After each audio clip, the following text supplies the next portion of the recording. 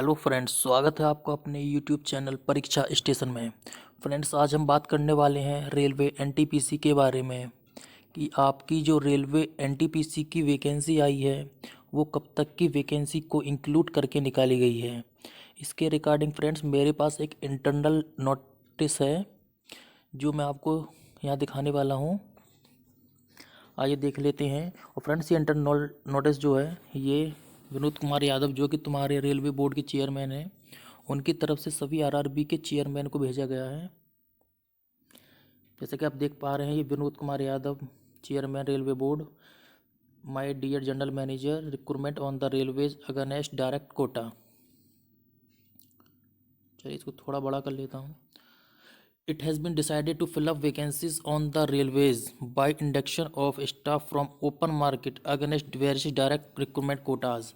This has to be done on priority so that the employment notification and recruitment plan can be finalized.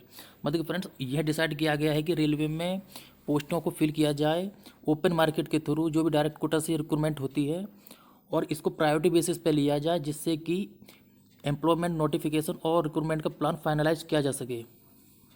The following action may therefore be taken as on the priority basis, कि इस पर जो action लिया जाए वो priority basis पर लिया जाए।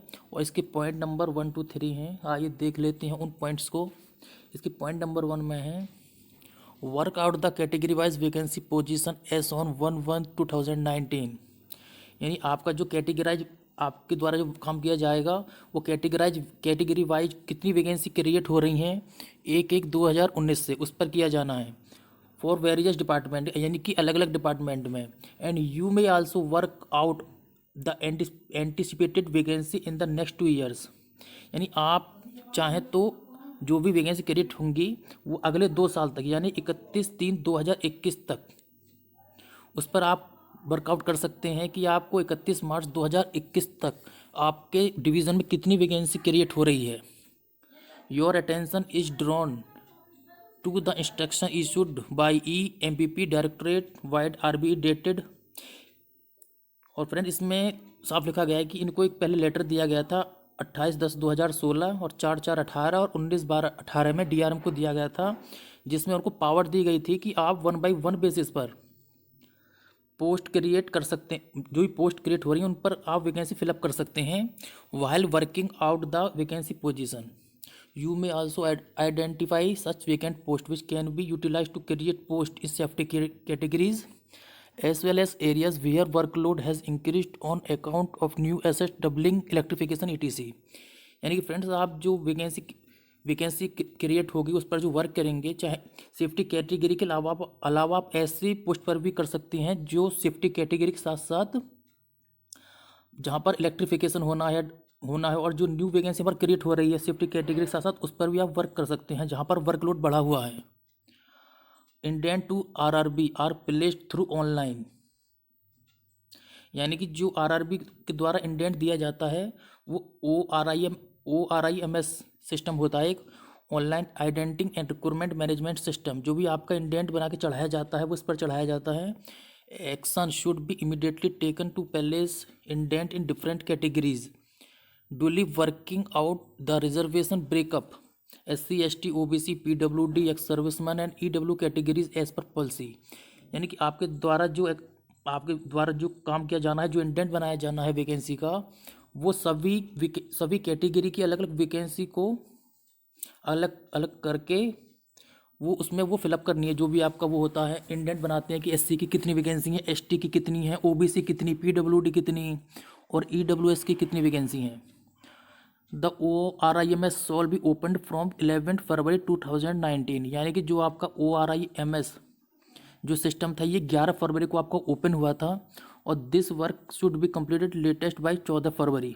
और 14 फरवरी को ये कंप्लीट आपको इसमें डाटा चढ़ा देना था आप यहाँ पर कितनी वैकेंसी क्रिएट हुई है। It may be injured that priority is given for the categories filled in through the NTPC graduate, NTPC under graduate, paramedical level 1 as notification for this has to be issued within this month positively। यानी friends, इसमें यही दिया गया है कि आपको 11 फरवरी को आपका आपका ORIMS जो इंडेंट इसमें चढ़ाते हैं सारा डाटा वैकेंसी का, वो ओपन होगा। और 14 फरवरी 2019 को आपका बंद हो गया था।